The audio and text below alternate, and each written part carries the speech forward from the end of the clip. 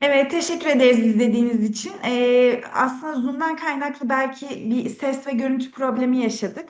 Yaşamış olabiliriz ama YouTube'da aynı videoyu bulabilirsiniz. İzleyebilirsiniz. Linki olacak. Daha sonrasında paylaşacağız sizlerle. Ee, Şimdi de Genel Müdür Yardımcımız Muzaffer Sabur aramızda. Ona sözü bırakmak isterim.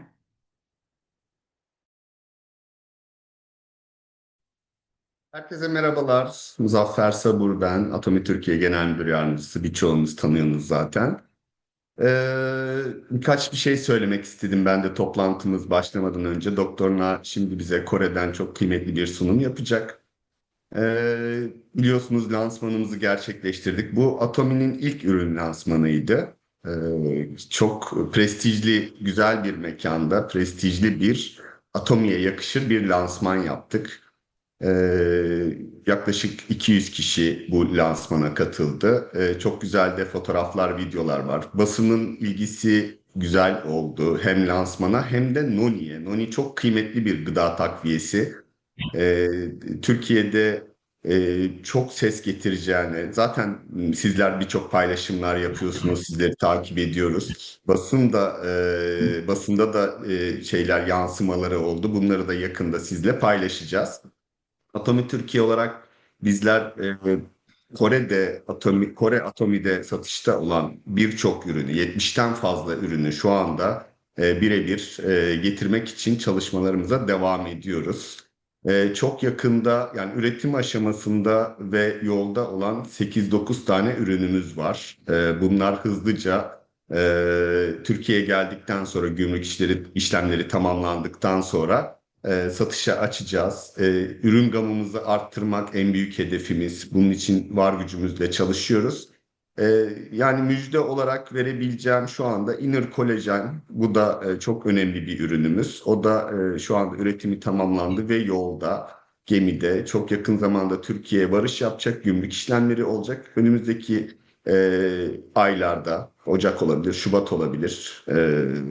Bu ürüne de güzel bir lansman yapmayı düşünüyoruz. Bundan sonra Atomi Türkiye olarak önemli ürünlerde lansmanlar yapacağız. Diğer ürünlerimizde de böyle Zoom tanıtımlarıyla ürünlerimizi tanıtmayı hedefliyoruz. Ee, Bu toplantıya geldiğiniz için hepinize çok teşekkür ediyorum. Ben sözü uzatmadan Kore'de Noni'nin uzman ismi Doktor Nail ve tercümanımız Dilan Hanım'a sözü bırakmak istiyorum. Teşekkür ediyorum. Evet, teşekkür ederiz. Doktor Nail'le baş başa bırakalım sizi. 네, 박사님 이제 시작해도 돼요. 안녕하세요. 나임정입니다. Herkese merhabalar, ben Naim정. 네. 혹시 제가 보이면 손 한번 이렇게 흔들어 보세요. Eğer şu anda ekranda beni görüyorsanız elinizi bu şekilde sallayabilir misiniz? 음, 제, 제 목소리가 잘 들리나요? Peki sesimi iyi bir şekilde duyabiliyor musunuz? 음, 오케이, 예.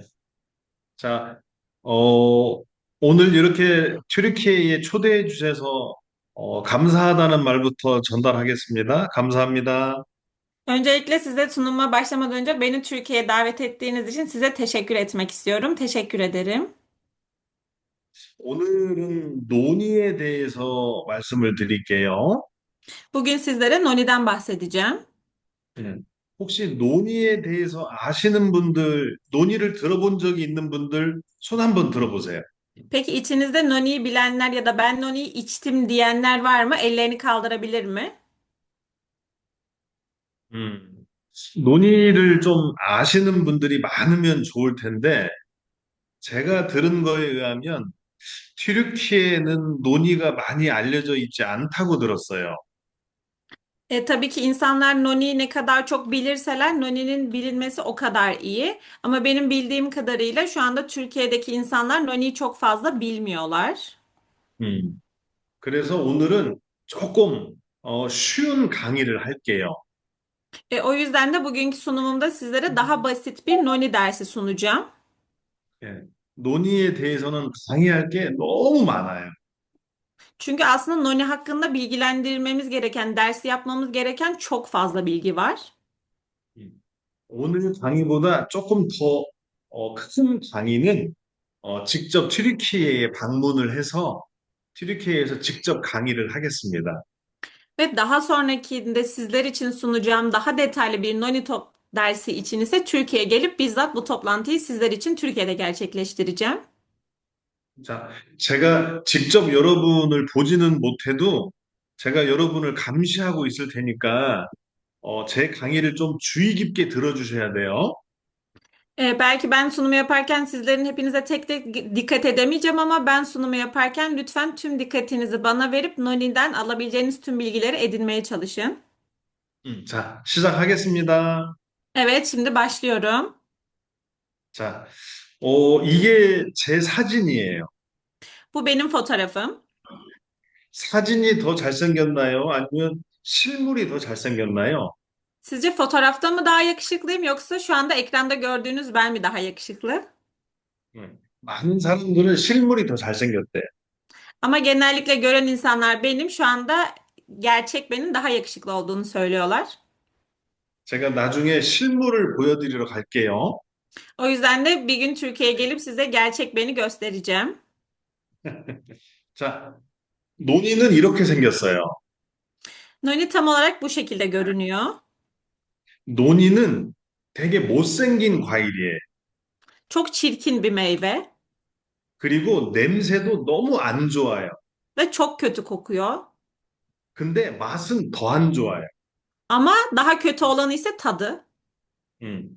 그런데 못생기고 냄새도 나쁘고 맛은 더 나쁜데 인류는 논이를 2000년 전부터 먹어왔어요. Ama Noni'nin işte görüntüsü kötü, tadı kötü olmasına rağmen, kokusunun kötü olmasına rağmen yaklaşık 2000 yıldır çok fazla tüketime sahip. 음. 전 세계의 따뜻한 지역에는 전부 논이가 자라요.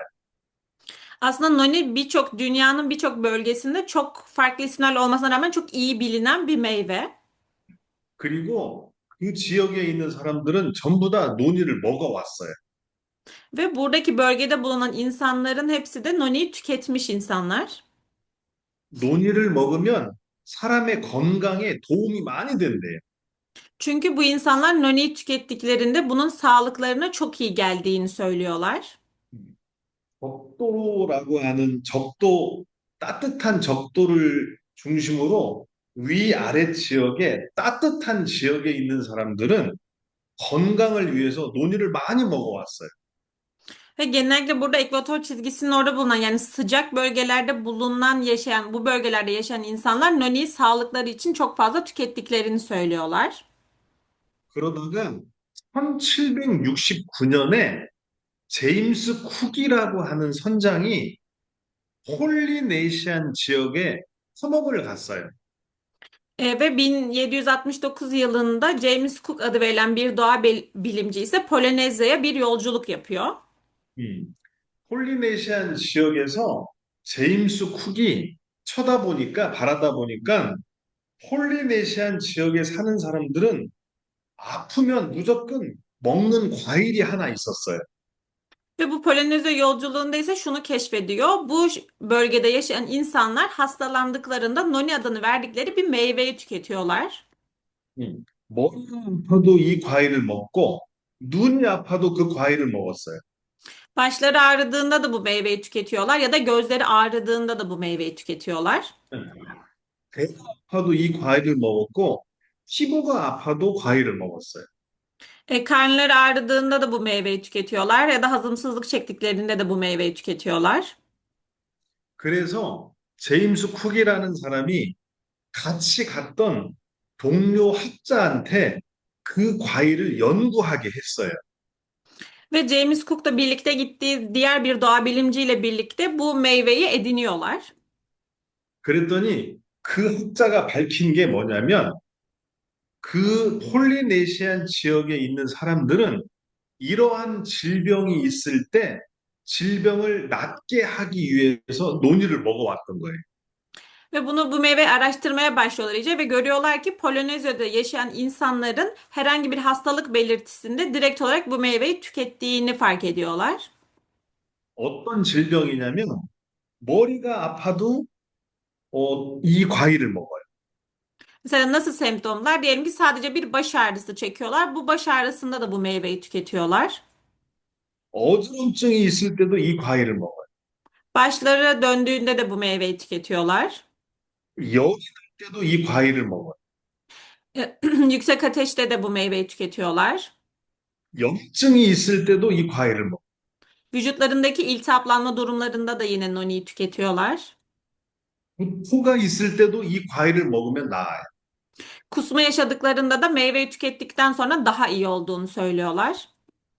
배가 아프거나 소화가 안 될 때 먹어도 이 과일을 먹으면 질병이 나아요. Ve karınları ağrıdığında, hazımsızlık çektiklerinde meyveyi tükettikten sonra bu durumun tamamen geçtiğinden bahsediyorlar. 설사가 있을 때도 이걸 먹으면 나아요. İshal olduklarında da yine bu meyveyi tükettiklerinde iyi olduklarını 피부 질환이 있을 때도 이걸 먹으면 나아요. ve ciltlerinde herhangi bir problem çıktığında da yine bu meyveyi tükettiklerinde daha iyi olduklarını söylüyorlar. 그 과일의 이름이 뭐냐면 논이에요. İşte tam olarak yedikleri bu meyvenin ismi ne diye sorarsanız noni. 즉, 사람들은 2000년 전부터 못생기고 냄새나고 맛이 없어도 건강에 도움이 되니까 논이를 오랜 기간 먹어왔던 거예요. Yani aslında insanlar yaklaşık 2000 yıldır bu meyve kötü de olsa, kötü de koksa, tadı da çok kötü de olsa sırf sağlıkları için bu uzun bir zamandır bu meyveyi yiyerek bugüne kadar geldiler. 1769년 그 다음부터 논이에 대해서는 연구가 엄청나게 많이 이루어졌어요. Ve o 1769 yılından itibaren Noni ile birlikte yayınlanan makale sayısı da inanılmaz derecede artış gösterdi. 논의에 대한 연구 논문은 무려 10만 건 이상이 연구가 됐어요. Yani Noni hakkında yayınlanan akademik makaleler yaklaşık 100 bin makaleyi aşmış durumda. 심지어 학자들이 모두가 인정받는 논문이 있어요. 그 논문을 SCI 논문이라고 해요. Ve bu tüm uluslararası bilimsel indeksli dediğimiz SCI düzeyindeki kabul görmüş makaleler içerisinde de yer alıyor. 논의에 대한 연구 논문 중에 SCI급 연구 논문도 3천 건이 넘어요. Ve bu SCI dediğimiz yani uluslararası bilimsel indeksli makalelerde de Noni içinde yayınlanan makalede 3000 tane. 지금도 전 세계의 많은 대학에서 논의에 대한 연구가 진행되고 있어요. Ve hala şu anda da dünya üzerinde de sürekli olarak Noni hakkında bilgilendirme makaleleri yayınlanmaya devam ediyor. 물론 저희 애터미도 논의에 대해서는 전문가적인 수준으로 연구를 하고 있어요. Ve tabii ki bizler de yine Atomi olarak da Noni hakkında bilgilendirme, bilimsel makaleleri de yayınlıyoruz. 혹시 제가 띄운 화면 중에 이 부분이 보이나요? 화살표가 돌아다니고 있는 이 부분? Ne? 이 부분이 뭐냐면 논의는 면역을 조절하는 효능이 있다라는 연구 논문이에요. Burada şu anda ekranda görmüş olduğunuz en aşağıda yazan makalenin başlığı da Noni'nin bağışıklık sistemini güçlendirdiği adı altında bir makale. 네. 논의가 가지고 있는 면역 조절 효능에 대한 연구 논문인데 이 연구 논문을 어느 회사가 했을까요? Peki bu Noni hakkında yazılan bağışıklık sistemine dair içeriğe sahip olan Noni'yi yazan makaleler arasında kim de var? 이 연구 논문은 애터미가 발표한 연구 논문이에요. Tam olarak bu makale Atomi tarafından yayınlanmış bir makale. 애터미도 벌써 논의에 대한 연구 논문을 13개 발표했어요. Ve Atomi'de gerçekten Noni için yayınlanan makale sayısı da her geçen gün artmaya devam ediyor. 애터미는 애터미의 논의를 만들 때 756편의 연구 논문을 검토하고 확인해서 제품을 만들었어요. Ve Atomi Noni'yi yaparken Noni'nin sağlığa faydalı olan 756 tane makaleyi araştırma sonucunda Noni'yi aslında ortaya çıkardı. 756편의 논문을 다 조사해 보니까 가장 효능이 높은 게 암에 대한 항암 효능이었어요. Ve bu sağlığa faydaları araştırılan 756 makale içerisinde de en çok görülen ve en sık rastlanan makalenin de anti kanser olduğu ortaya çıktı. 두 번째가 항염증에 대한 효능이었어요. İkinci ise anti iltihaplanmaydı. 음, 그 외에도 정말 많은 효능이 밝혀지고 있고, 저희 애터미의 제품에 대해서도 그 효능이 동등하게 나오고 있어요. Ve aynı zamanda bu makaleleri araştırıldığında makalelerin içeriği daha da genişlemeye başladı ve Atomi'nin makaleleri de yine bu genişliği içine alacak şekilde daha fazla makaleyi göz önünde bulundurarak yayınlamaya devam etti. 그러면 궁금증이 하나 생겼어요. Ve merak ettiğimiz bir şey ortaya çıktı. 논의는 머리부터 발까지 모든 사람의 몸에 전부 다 효능이 나와요. Peki nasıl oluyor da noni baştan ayağa tüm vücut bölgelerinde bu kadar faydalı olabiliyor sorusu. 네, 머리에 좋을 뿐만 아니라 눈에도 좋고 가슴에도 좋고 발에도 좋아요. Yani sadece baştan ayağa kadar değil, bu göğüs ağrılarınıza da iyi geliyor, karaciğerinize de iyi geliyor. 근데 도대체 어떻게 했길래 논의는 모든 사람의 몸에 효능이 나올까요? Peki noni vücudumuzda ne yapıyor da bu kadar baştan ayağa böyle bir fayda sağlayabiliyor? 예전에는 하이니케라고 하는 정말 유명한 논의 연구 박사가 있었어요. Daha önceleri geçmişte Hynek adı verilen yani Rolf Hyding olan bir bilim insanı vardı ve noniyi çok fazla araştırmıştı. 1970년대에 하이니케가 하나의 논문을 발표를 했어요. Ve 1970 yılında bilim insanı olan Hynek bir makale yayınladı. 논을 먹으면 논이 안에 있는 좋은 성분이 사람 몸 안으로 들어가요. Ve yayınladığı makalede de şunu söylüyordu. Noni tükettiğiniz zaman noninin içerisindeki bir madde vücudunuza giriş yapıyor. 그래서 사람 몸 안에 있는 병든 세포를 논이에 좋은 성분이 들어가서 건강한 세포로 만들어 준다라고 논문을 발표했어요. Ve yayınladığı makalede şunu söylüyordu. Vücudumuza aldığımız bu madde ise vücutta eğer anormal bir hücre varsa, hasta bir hücre varsa bu hücreye giderek onu iyileştirip sağlıklı bir hücreye dönüşmesini sağladığına dair makalede bir içerik yayınladı. 그리고 아직까지도 많은 사람들은 단순하게 논이를 먹으면 병든 세포가 건강해지는구나라고만 생각을 하고 있어요. Ve daha sonra bu makaleyi okuduktan sonra insanlarda demek ki gerçekten noni insan sağlığına çok faydalı gibi söylemlere başladılar. 우리 애터미는 그렇게 단순하지 않아요. Ama Atomi bu kadar basit düşünmedi. 그래서 애터미가 도대체 논의는 어떻게, 어떤 방법으로 모든 사람의 몸에 건강한 효능을 나타내는지를 연구 한번 해보기로 했어요. Ve daha sonrasında Atomi de şöyle söyledi. Bu kadar basite indirgemeyip Noni'yi daha fazla araştırıp insan vücudunda nelere iyi gelebileceğini araştırmaya başladı. 2025년 12월, 불과 일주일 전에 지금 보이는 이 논문이 발표가 됐어요. Ve daha sonra bu araştırmaların sonucunda da şu an ekranda görmüş olduğunuz makale yayınlandı. 물론 이 연구는 애터미가 한 거예요. Ve bu makaleyi Atomi tarafından yayınlandı. 이 연구는 어떤 걸 한 거냐면 암 세포를 만들어 놓고 암 세포에 논의를 투입을 하면 암 세포가 극복이 되는지 안 되는지를 검증한 실험이에요.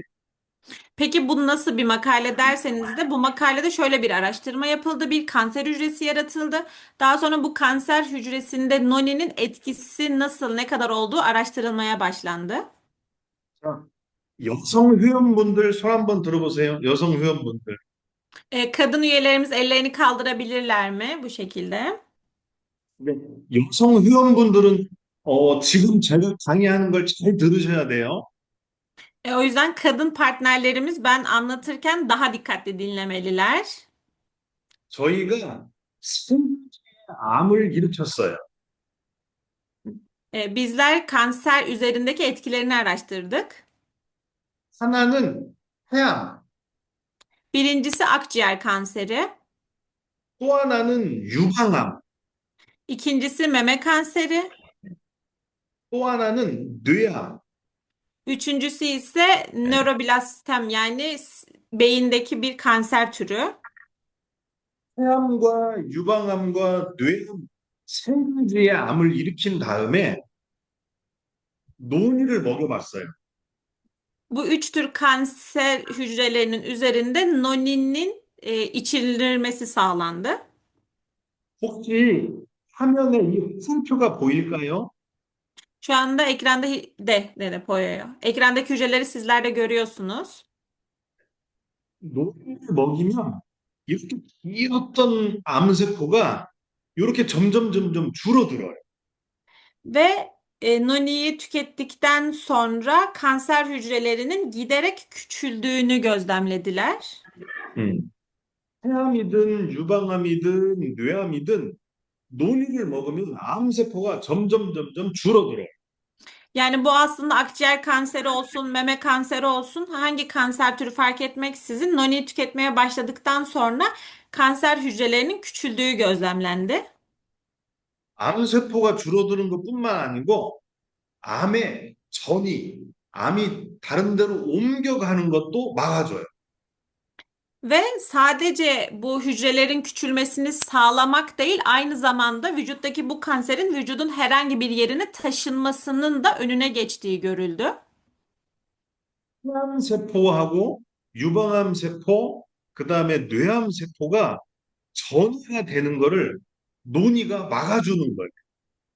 Yani bu akciğer kanser hücresi de olsa, meme kanser hücresi de olsa, nöroblastam hücre kanser hücresi de olsa bunun noni tarafından engellendiği görüldü. 근데 어떤 방법을 통해서 암을 막아주는지를 저희가 밝혀냈어요. Peki noni ne yapıyordu da yani nasıl bir yöntem sunuyordu da kanser hücrelerini engelliyorduyu biz atomi olarak bulduk. 논이에는 에로닌이라고 하는 성분이 있어요. Noninin içerisinde zeronin adı verilen bir madde mevcut. 논이는 제로닌 성분이 병든 세포 안으로 들어가요. Zeronin adı verilen madde hücrenin içerisine giriyor. 그러면 병든 세포 안에 들어있는 C53이라고 하는 단백질이 갑자기 움직임을 빨리 하게 돼요. Ve bu zeronin içerisinde bulunan P53 adını verdiğimiz bir proteini aktive ediyor. 이 C53이라고 하는 애가 어떤 기능을 갖냐면 종양을 억제하는 기능을 가지고 있어요. Peki bu P53 proteini neye yarıyor derseniz de tümörü baskılayıcı bir işleve sahip. 이 C53이 기능을 못하면 세포가 병이 들어요. Eğer P53 kendi görevini yapamazsa, baskılayamazsa o zaman hücreler çoğalmaya başlıyor. 근데 제로닌이 들어가면 C53이 기능을 잘하게 되는 거예요. Ve eğer zeronin de buraya gelirse P53'ün aktivasyonunu gerçekleştiriyor. 그러면 이 P53이 패스페이지라고 하는 애를 더 많이 움직이게 만들어요. Ve P53 adını verdiğimiz proteinde parçalayıcı bir enzim olan bir kaspaz var. Bunun aktivasyonunu hızlandırmaya başlıyor. 그러면 이 패스페이지라고 하는 애가 암세포를 죽게 만들어. Peki bu kaspaz ne demek? Kaspaz da kanser hücrelerini öldüren bir enzim. 그러면 P53하고 패스페이지가 뭔가 궁금하시죠? Peki siz merak ediyorsunuz şu anda P53 ve kaspaz nedir? 좀 어렵겠지만 논이를 먹으면 병든 세포가 건강해진다고 했잖아요. Tabii ki biraz zor olabilir ama şöyle düşün. Az önce şunu söylemiştik. Hastalıklı bir hücre var ve zeronin sayesinde bu sağlıklı bir hücreye dönüşüyor. 세포가 건강해지려면 두 가지가 꼭 필요해요. Ve bu hücrenin hastalıklı hücreden sağlıklı hücreye geçebilmesi için iki tane maddeye ihtiyaç duyuyor. 그 중에 하나가 P53이고 또 Bunlardan 다른 biri 하나가 캐스페이지예요. bunlardan biri P53, diğeri ise kaspaz. 예. 자, 그러면 캐스페이지가 뭐고 P53이 뭔지 간단하게 알아볼게요. Öncelikle bir kaspazın üzerinden anlatmaya başlayacağım. 사람이 나이가 들면 점점점 기억력이 약해지고 병이 들지요. İnsanlar yaş almaya başladıkça yani yaşlandıkça vücutlarında mesela işte hem hafıza kaybı gibi hem de hücrelerin yaşlanması gibi durumlarla karşılaşıyor. 나이가 들면서 기억력이 없어지고 병이 드는 이유는 T53이라는 애가 점점 활동을 안 해서 그래요. Peki bunun sebebi neden? İnsanlar yaşlandığında hafızaları zayıflıyor ve vücutları daha kolay 예. hastalıklarla savaşıyor. Bunun sebebi P53'ün yavaşlaması. T53이라는 애가 기능을 잘 못하면 T라고 하는 애가 기능을 안 해. Eğer P53 kendi işlevini yerine getirmezse vücutta bunlar başlıyor. 근데 이 캐스페이지라고 하는 애가 참 중요해요. Ve P53 işlemini yapamadığında kesmesi de çalışmıyor ama kaspaz bizim için çok önemli bir enzim. 왜냐하면 캐스페이지라고 하는 애가 기능을 하면 병들고 암과 같은 병든 세포를 죽일 수가 있어요. Peki kaspaz neden bu kadar önemli? Çünkü kaspaz görevini tam anlamıyla yerine getirdiğinde vücudumuzda hasta bir hücre ya da kanserli bir hücre varsa onu öldüreceği için bizim için çok önemli. 그래서 암과 같은 질병을 이기려고 하면 캐스페이지가 많이 움직여야 돼. O yüzden de bizler vücudumuzdaki bu kadar kötü hücrelerin hastalıkların önüne geçebilmemiz için kaspazın görevini en iyi şekilde yerine getirmesi gerekiyor. 근데 캐스페이지를 움직이게 만드는 사람이 누구냐? P53이에요.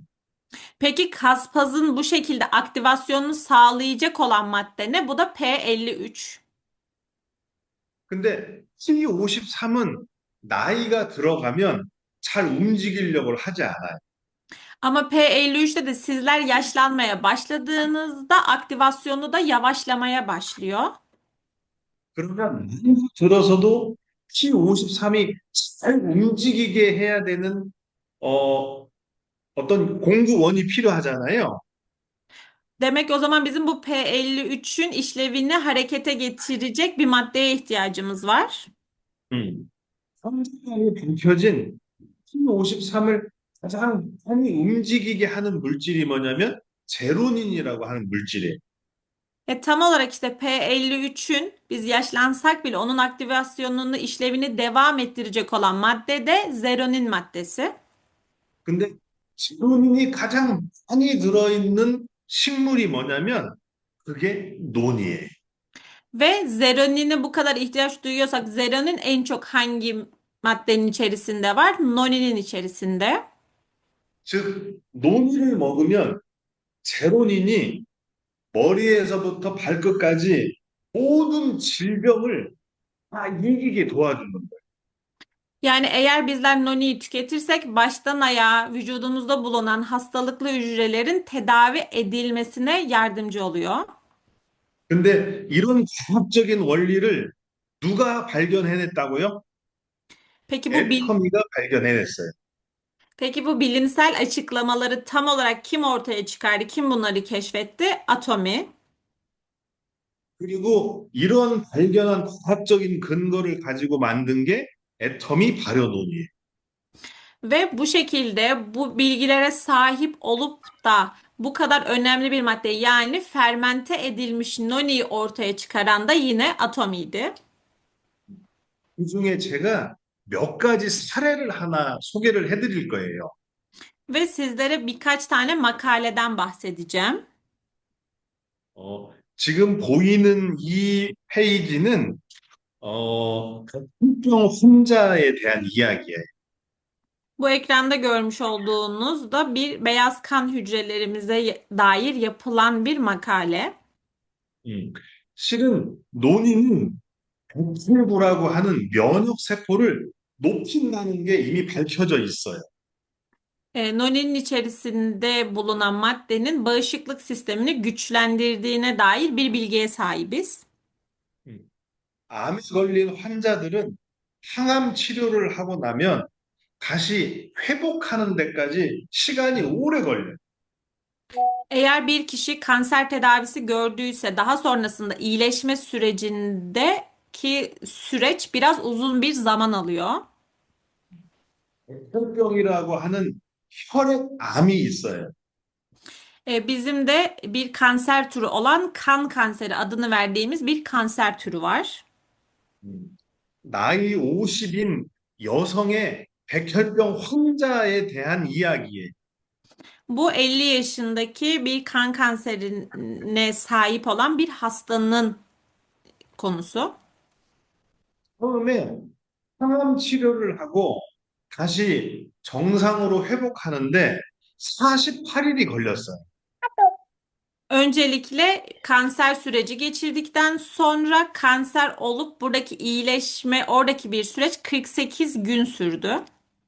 근데 그 환자에게 항암 치료를 하고 논이를 먹여봤더니 회복하는 기간이 27일로 줄어들었어요.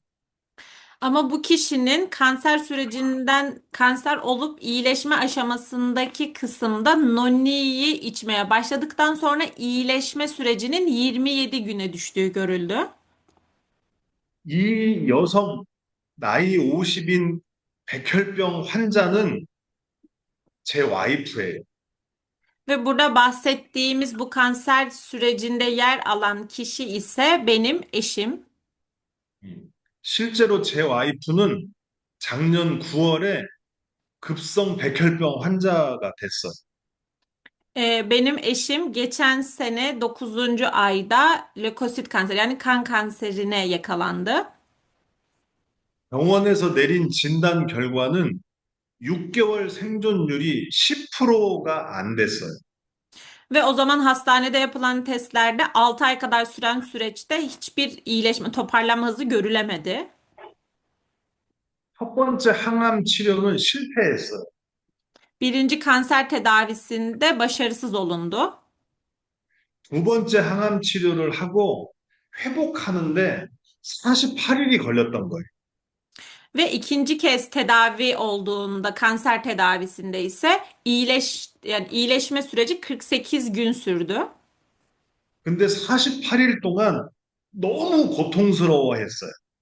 Ama bu 48 gün boyunca eşim için çok acı vericiydi. 그래서 제가 치료 의사하고 상의를 해서 회복하는 기간 동안 저희 애텀이 논이를 먹였어요. Ve ben de daha sonrasında tedavi eden doktorla birlikte görüşerek eşime noni içireceğimi söyleyip doktorla da görüştükten sonra bu iyileşme sürecinde noni içmesini sağladım. 그랬더니 세 번째 항암 치료에서는 27일 만에 회복이 됐어요. Ve üçüncü aşamadaki kanser tedavisinde ise iyileşme süreci 27 güne kadar düştü. 물론 지금도 암 치료를 하고 있어요. Ve şu an hala kanser tedavisine devam ediyor. 근데 점점 좋아지고 있어요. Ama her geçen gün daha iyiye gittiğini söyleyebilirim. 아마 앞으로도 더 좋은 결과가 있을 것 같아요. Ve umuyorum ki önümüzdeki günlerde de çok daha iyi sonuçları elde edeceğiz. 그리고 논의는 심혈관계 질환에도 효능이 아주 좋아요. Aynı zamanda yayınlanan makalelerde görüyoruz ki noni anti diyabete de iyi geliyor. 중성 지방이나 콜레스테롤 같은 수치를 낮춰줘요. Kan yağları dediğimiz trigliserit ve kolesterolün düşmesine yardımcı oluyor. 예. 실제로 이 데이터는 제가 경험한 거예요. Yine burada görmüş olduğunuz bilgiler de benim kendi deneyimim. 음, 고혈압과 중성지방, 콜레스테롤 같은 것들을 많이 낮춰줘요. Kan şekeri ve bu glikozlenmiş hemoglobin yani 2-3 ayda bir ölçülen hemoglobin değerini ve kolesterolün düşürdüğünü gözlemledik. 또 하나는 탈모를 개선시켜줘요. Üçüncüsü ise saç büyümesini 음, sağlıyor. 머리 빠지는 탈모 증상을 개선시켜주고 머리를 풍성하게 만들어줘요. Saç dökülmesini önlerken aynı zamanda saçın büyümesine yardımcı oluyor. 지금 여러분이 보시는 저는 머리가 그래도 좀 풍성하지요. Şu anda ekranda görmüş olduğunuz benim yine de böyle saçlarım gayet iyi durumda değil mi? 근데 불과 5, 6년 전에는 제가 대머리였어요. Ama asıl sorun şu ki bundan yıllar öncesinde ben keldim. 안 믿으시겠지만 나중에 제가 제 옛날 사진을 한번 보여드릴게요. Belki şu an bana inanmıyorsunuz ama size geçmişteki fotoğraflarımdan birini göstereceğim daha sonra. 노력이 묻고 제가 머리가 많이 났어요. Ben Noni'yi tükettikten sonra saçlarım inanılmaz bir şekilde büyüdü. 그래서 실제 실험을 해봤어요. Ama yine de tabii ki bunun adına da bir yani deney grubu oluşturdum. 탈모 치료제하고 논의를 한번 같이 먹여봤어요. 탈모 약을 먹는 사람과 논의를 먹는 사람의 머리카락의 숫자를 비교해봤어요. Buradaki araştırmada da şöyle bir araştırma yaptık. Normal saç büyümesine etki eden bir ilacı tüketen bir grupla Noni'yi tüketen bir grup arasındaki ölçümleri ele aldık. 근데 탈모 약을 먹는 사람보다 논의를 먹은 사람의 머리카락 수가 더 많이 증가했어요. Ve araştırma sonunda şunu gördük ki saç uzatma yani ilacı tüketen kişilerle Noni tüketen kişiler arasında Noni tüketen kişilerin saç diplerindeki kıl köklerinin daha ciddi bir şekilde artış olduğunu gözlemledik. 한국의 대학하고 논의를 이용해서 탈모 치료제 만드는 연구를 하고 있어요. Ve şu anda da yine Kore'deki bir merkezle bu saç uzatmasına dair Noni ile birlikte bir çalışma gerçekleştiriyoruz. 근데 애터미의 발효 논의는 왜 이렇게 효과가 좋을까요? Peki bizim için bu fermente edilmiş Noni'nin faydaları neden bu kadar fazla? 아마 튀르키예에서는 논의를 먹은 지가 얼마 안 돼서 주변에서 체험을 많이 얘기 들어보지 않았을 거예요. Tabii ki Türkiye'ye gireli çok olmadığı için Türkiye'de Noni tüketen insanların aslında bu Noni'den etkilerini yani faydalandığı hikayeleri çok fazla daha duyamadık. 근데 논의를 오래 먹었던 해외 법인들은 정말 엄청나게 많은 효능을 보고 있어요. Ama gerçekten Noni'yi diğer yurt dışı ülkelerinde tüketen kişiler çok fazla Noni'nin faydasını görüyorlar. 전 세계에는 논의의 종류가, 논의로 만든 제품의 종류가 엄청나게 많아요. Gerçekten dünya üzerinde bakıldığında Noni ile üretilen çok fazla ürün var. 근데 애터미 논의는 도대체 다른 논의 제품과는 어떻게 다르길래 이렇게 효능이 많이 나오는지 궁금하지 않으세요? Peki siz de düşünmüyor musunuz, merak etmiyor musunuz? Dünya üzerinde bu kadar farklı çeşitli Noni üretilirken Atomi'deki Noni'nin farkı ne de bu kadar etkisi daha büyük oluyor? 음, 전 세계에 있는 다른 논의 제품은 논의 과일을 꽉 짜서 만든 주스 제품이에요. Diğer dünya ülkelerine, diğer markalarda üretilen Noni'ler direkt olarak Noni meyvesinin suyu çıkarılarak elde edilmiş bir Noni meyve suyu. 근데 애터미 논의는 다른 게 있어요. Ama Atomi'deki Noni fermente ediliyor. 애터미 논의는 발효라고 하는 발효 주스예요. Yani Atomi'deki Noni fermente edilmiş bir meyve suyu. 발효라는 게 어떤 거냐면 특정한 식물을 더 건강하게 만드는 걸 발효라고 해. Peki fermente ne demek aslında? Fermente de var olan bir ürünü daha da faydalı, tüm emilimini sağlayacak şekilde bir hale dönüştürmek diyebiliriz. 여러분 혹시 튀르키예에도 콜라겐이라고 하는 제품이 판매되고 있나요? Peki şu anda Türkiye'de kolajen adını verdiğimiz ürünümüz de piyasada mı? 콜라겐을 아시는 분 손 한번 들어보세요. Kolajeni bilenler elini kaldırabilirler mi? 음, 음. 콜라겐을 먹을 때 분자가 큰 콜라겐을 먹어요? 아니면 작은 저분자 콜라겐을 먹어요? Peki kolajen tüketirken biz büyük moleküllü kolajenleri mi tüketiyoruz, küçük moleküllü kolajenleri mi tüketiyoruz? 음. 작은 분자의 콜라겐을 드시지요? Küçük moleküllü tüketiyoruz. 네. 왜 작은 분자의 콜라겐을 먹을까요? Peki neden küçük moleküllü olanı tüketiyoruz? 예. 덩어리가 큰 거는 사람이 아무리 먹어도 소화 흡수를 못해요. Sebebi şu, büyük moleküllü olan ürünleri tükettiğimizde, maddeyi tükettiğimizde sindirim ve emilim oranı daha az oluyor. 그래서 작은 분자의 음식을 먹어야 소화 흡수를 잘하게 돼요. Eğer bizler küçük moleküllü olan maddeleri tüketirsek sindirim ve emilimi daha hızlı ve iyi bir şekilde gerçekleşir. 논이는 정말 사람 몸에 좋은 과일이지만 논이를 그냥 먹으면 사람이 소화 흡수를 잘 못해요. Noni gerçekten insan vücuduna çok faydalı bir meyve ama noniyi siz tek başınıza tükettiğinizde sindirim ve emilim oranı çok fazla olmayacaktır.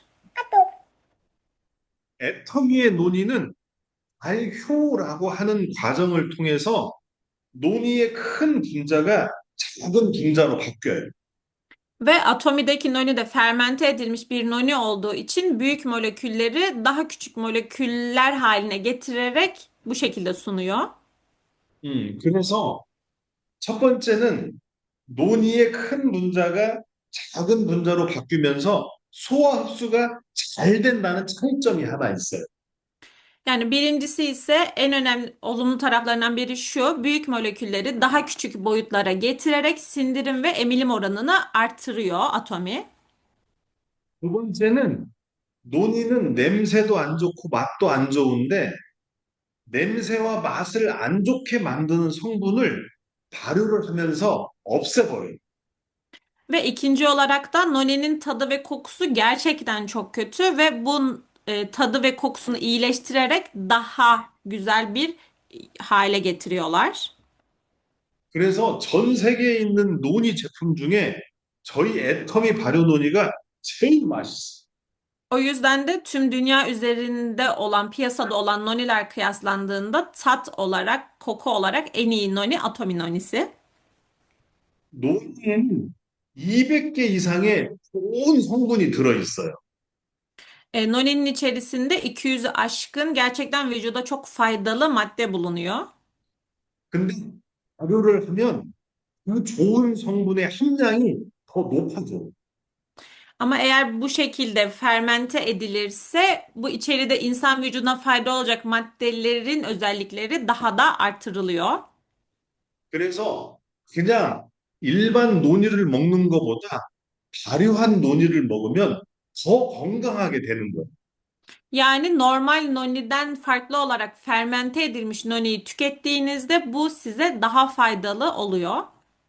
그리고 작게 분해된 그 물질들이 서로 결합을 해서 생각지도 못했던 새로운 물질을 만들어내요. Ve bu şekilde küçük boyutlara indirilmiş vücudumuza almış olduğumuz bu maddeler de kendi aralarında da bir araya gelerek bizim hayal bile edemeyeceğimiz vücudumuza çok daha iyi gelecek yapılara dönüşüyorlar.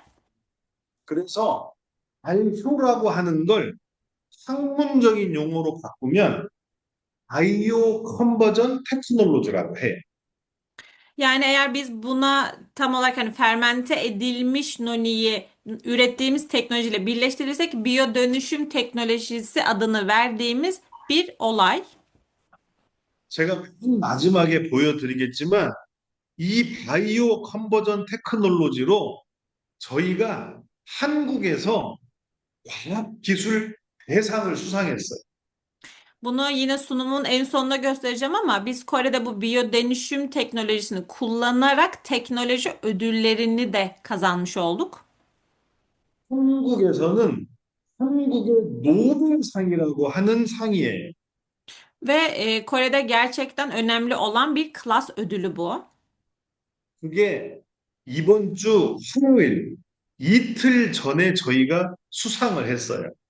Ve bizler bu hafta Salı günü yani 2 gün önce bu ödülü kazanmış olduk. 그래서 전 세계에 있는 애터미 회원국 해외 법인 중엔 튀르키예에 맨 처음 알려드리는 거예요.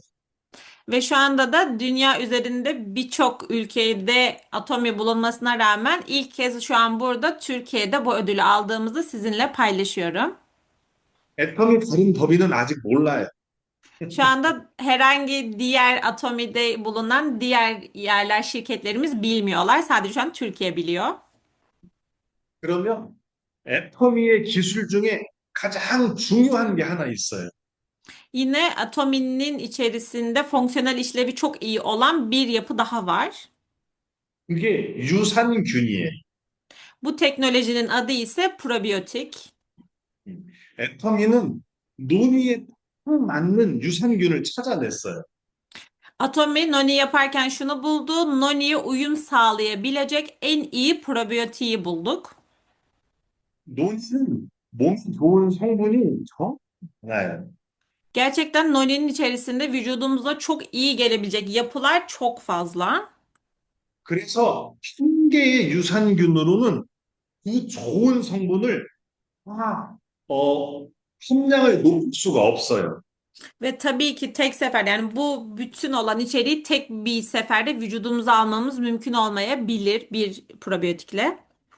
그래서 논의에 있는 성분, 그 성분의 함량을 높일 수 있는 유산균 7개를 찾아냈어요.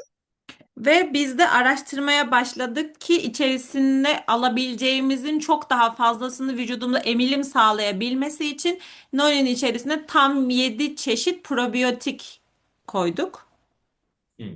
그 유산균의 농도, 유산균의 숫자를 정말 어마어마하게 높였어요. Ve gerçekten çok çok çok fazla emilim sağlayabilecek kadar probiyotik elde ettik. 혹시 튀르키예에서도 애터미 유산균을 혹시 먹고 있나요? Şu an sizler de Atomi'nin probiyotiğini tüketiyor musunuz Türkiye'de? 혹시 애터미 유산균을 먹고 있으신 분 손 들어보세요. Atomi'nin probiyotiğini kullananlar ellerini kaldırsınlar. 유산균은 정말 몸에 아주 좋은 거예요. Gerçekten probiyotik vücudumuz için çok faydalı bir takviye edici. 저희 논의에 사용된 유산균은 유산균 수가 얼만큼 들어있을까요? Peki Noni'nin içerisindeki probiyotik peki ne kadar? 아마 들으면 깜짝 놀랄 거예요. Eminim bunu duyduğunuzda şok olacaksınız. 1g당 8천억 마리 이상이 들어있어요. 1 gram başına 800 milyar düşüyor. 제가 8천억이라고 했지만 실은 1조만큼 들어있어요. Hani ben bunu gram olarak söylüyorum ama hani bu onun aslında daha da fazlasına da sahip. 전 세계에서 가장 유산균 수가 많이 들어있는 유산균을 사용했어요. Yani tüm dünya üzerinde en fazla probiyotiğe sahip olan bileşeni bunun içerisinde kullandık. 그 7종의 유산균은 이미 4가지의 특허가 있어요. Ve atominonin içerisinde kullanılan 7 çeşit probiyotiğin zaten 4 tanesinin çok çok önemli bir yapıya sahip. 특허받은 유산균이. Bunlar patentli olan probiyotikler. 근데 이렇게 좋은 유산균을 다른 회사에서 쓰면 될까요, 안 될까요? Peki bu kadar önemli olan probiyotikleri diğer şirketler kullanabilir mi? 그래서 다른 회사에서는 쓸 수 없게 이 유산균에 이름을 붙였어요. Ve bizler de ne yaptık? Diğer şirketler tarafından kullanılmasın diye bu probiyotiklere isimler verdik. 엑텀이라고 하는 이름을 붙였어요. 다시 말씀해 줄 수 있어요? 엑텀이라고 하는 이름이 붙은 유산균. Atomi ismine sahip probiyotikler olarak belirledik. 이름이 뭐냐면 애터미 7종 복합 유산균이에요. Ve şöyle bir isim belirledik. Atomi'deki 7 çeşit karma probiyotik. 그래서 이 유산균은 애터미만 쓸 수 있어요. Yani bu probiyotikleri sadece Atomi kullanabilir. 이 유산균을 애터미만 쓸 수 있기 때문에 이 제품은 애터미만 만들 수 있는 거예요. Yani bu probiyotikler sadece Atomi tarafından kullanılabileceği için bu ürün sadece Atomi tarafından üretilebilir. 전 세계에서 발효 논의는 애터미가 처음 만들었어요. Tüm dünya üzerinde fermente edilmiş noni ilk kez Atomi tarafından yapıldı. 지금은 애터미를 따라서 다른 회사들이 발효 논의를 만들고 있어요. Ve şu anda Atomi'den gördükten sonra diğer şirketlerde fermente edilmiş noninin üretimine başladılar. 그래도 우리 애터미보다 좋은 발효 논의는 만들 수가 없어요. Ama Atomi kadar iyi bir şekilde fermente edilmiş noniyi hiçbir şirket üretemez. 왜냐하면 애터미 유산균은 애터미만 쓸 수 있으니까. Çünkü Atomi'nin probiyotikleri sadece Atomi tarafından kullanılabilir. 그러면 우리 애터미 발효 논의는 어떤 업적을 이뤄냈을까요? Peki Atomi'deki fermente edilmiş noninin elde ettiği başarılar nelerdi? 애터미는 전 세계적으로 특허를 25개 냈어요. Atomi'nin nonisi dünya üzerinde patent 25 tane patente sahip 한국에서 17건의 특허가 등록이 됐어요. ve 17 tanesi Kore'de, 미국에서는 4개, Amerika'da 4 tane, 중국은 2개, Çin'de 2 tane, 대만도 2개. Tayvan'da da 2 tane. 저는 튀르키예에서도 특허를 내고 싶어요. Ben Türkiye'de de patent sahibi olmak istiyorum. 그리고 연구 논문을 13편 발표했어요. Akademik araştırmada 13 tane sunuldu. 그리고 1년에 180만 병을 팔고 있어요. Ve 1,8 milyonluk bir satışa sahip yıllık olarak.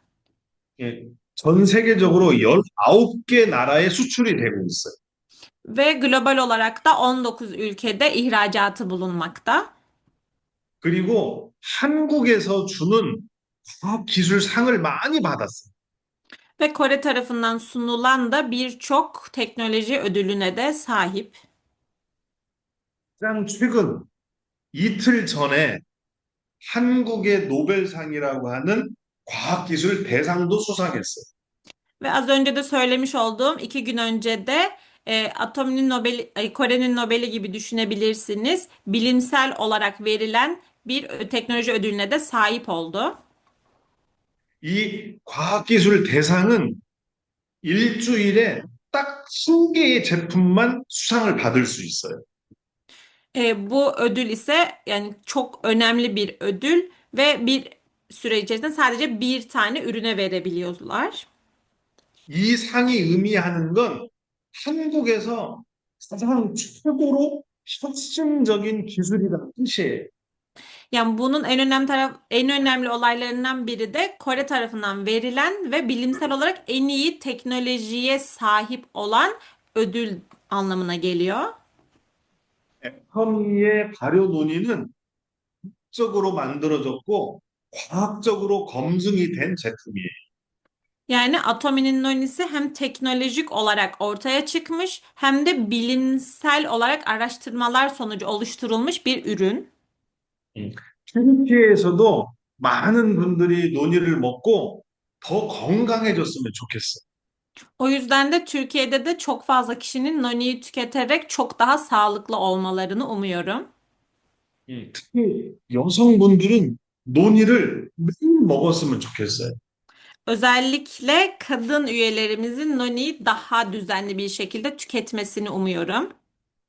남자들한테 없는 두 가지의 암이 있어요. Çünkü erkeklerde olmayan iki tane kanser türü bulunuyor. 유방암과 자궁암인데 Göğüs ve rahim kanseri. 논의는 여성암에 예방을 하거나 암을 개선하는 효능이 있어요. Çünkü noni kanser hücrelerini baskılayıcı ve tedavi edici özelliği olduğu için.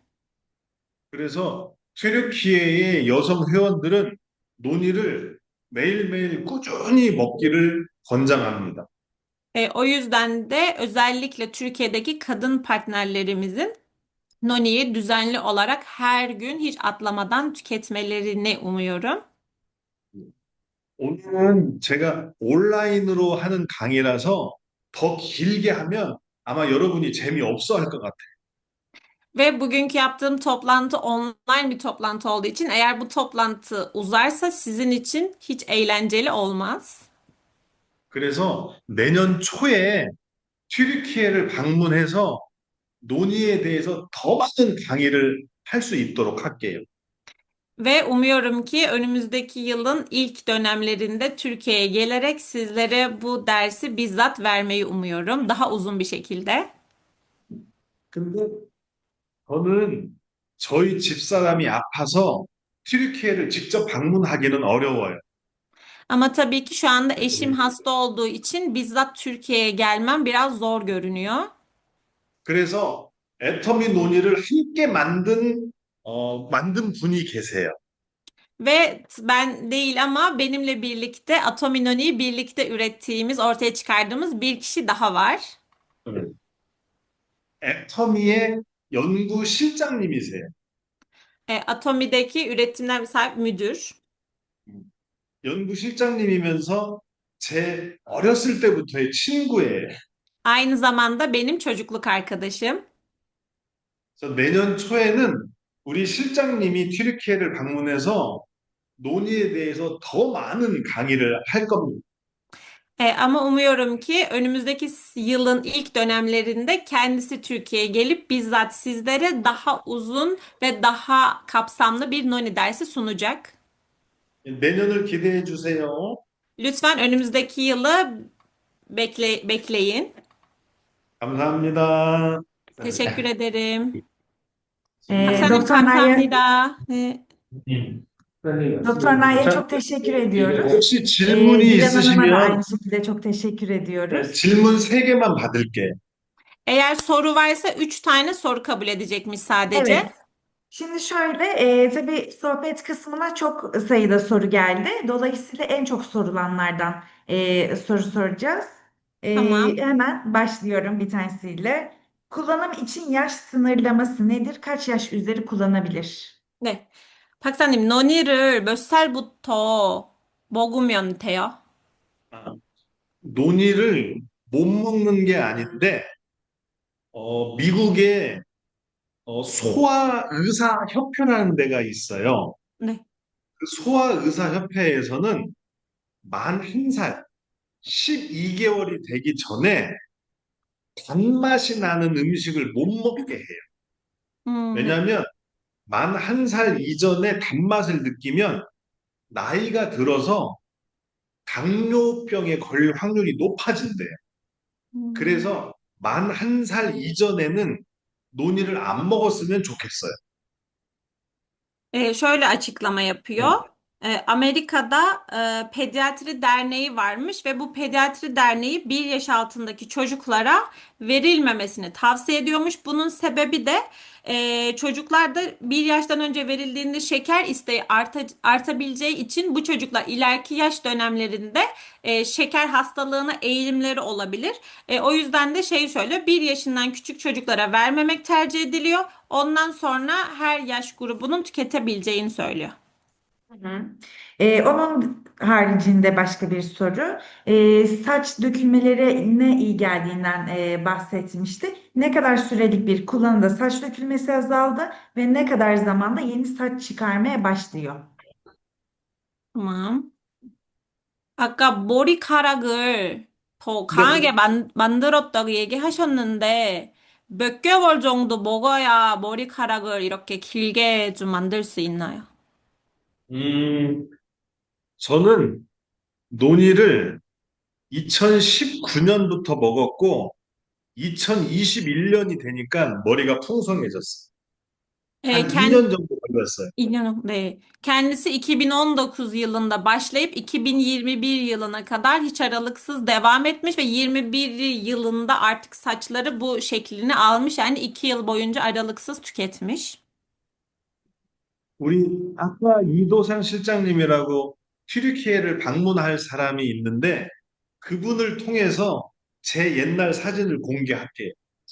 Ve az önce size tanıştırmış olduğum Türkiye'ye derse gelebilecek olan kişi de diyor sizlere benim öncesi ve sonrası fotoğraflarımı göstermesini isteyeceğim. Hı. Son iki sorum var. Biliyorum çok fazla sorunuz var bu arada hani katılımcılarımız için söylüyorum ama en fazla sorulanlardan soracağız. Çünkü Doktor Nağda sadece 4 tane soru kabul edebileceğini söylemişti zaten. O yüzden son iki sorum kaldı ve en fazla sorulanlardan soracağım. Hemen Dilan Hanım'a soruyorum. Tüm atomi gıda takviyeleriyle aynı anda kullanılabilir mi? Mesela probiyotikten bahsetti. Aynı gün kullanılabilir mi? Hı hı.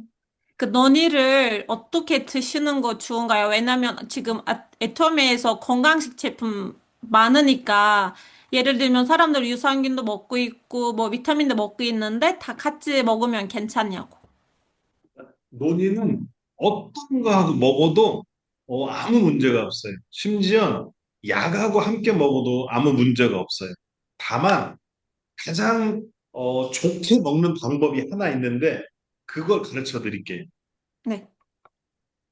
논의는 네. 제가 미리 설명할게요. 네. 논의는 제로닌이라고 하는 게 만들어질 때 효과가 더 높아져요. 근데 제로닌이 만들어지려면 빈속, 음식을 먹지 않은 상태에서 논이를 먹으면 제로닌이 훨씬 더 많이 만들어져요. 즉, 가장 좋은 방법은 저는 아침에 일어나자마자 물을 한 컵을 먹고 논이를 먹어요. 또 자기 전에 물을 한 컵 먹고 논이를 먹어요. 뱃속에 음식이 없을 때, 비어 있을 때 논이를 먹는 게 가장 좋고, 아무 때나 논이를 먹어도 함께 먹는 그 어떤 것과 먹어도 논이는 아무런 문제가 없어요. 감sahamnida. Şey diyor, herhangi bir takviye edici gıdasıyla yani sadece probiyotik değil diğerleriyle birlikte tüketildiğinde hiçbir sorun yok. Hatta ilaçla bile aynı anda tüketilebilir diye söylüyor Noni. Hatta ben şeye de sordum, Noni'yi nasıl tüketmeliyiz? Nasıl tüketebiliriz en iyi bir şekilde? Kendisi şunu söyledi, zeroninin üretilebilmesi için hani boş mide olması gerekiyor. Daha faydalıymış. O yüzden de kendisinin tüketim yolunu bize söyledi. Yine şunu da ekledi. Noni'yi nasıl tüketirseniz bir sorun teşkil etmiyor. Yani arada da tüketmenizde tabii ki bir sorun yok. Ama en iyisi sabah aç karına bir bardak su içtikten sonra Noni'yi içtiğini söyledi. Yine aynı şekilde akşamları da uyumadan önce bir bardak suyu içtikten sonra üzerine Noni'yi tükettiğini söyledi. Teşekkür ederiz. Son soruma geçiyorum. 맞을까요? Hangi De- kronik hastalıklarda kullanılmamalıdır? Mesela şeker hastası kullanabilir mi rahatlıkla veya kan sulandırıcı kullananlar bunu kullanabilir mi? 사람들은 뭐 병에 뭐 담요 있고 아니면 심장 아픈 사람들 있으면 너니를 먹을 수 있나요? 다른 건 괜찮은데 신장, 콩팥이 안 좋은 saram들은 논이를 물에 타서 연하게 해서 희석해서 드시는 게 좋아요. Ne? Şey diyor özellikle böbrek rahatsızlığı olanlarda diyor bu yüksek konsantrasyonlu şeyleri tüketmemeleri gerektiği için bunu bol suda çözerek, bol suda içinde karıştırarak bu şekilde tüketmeleri diyor. Onlara iyi olur.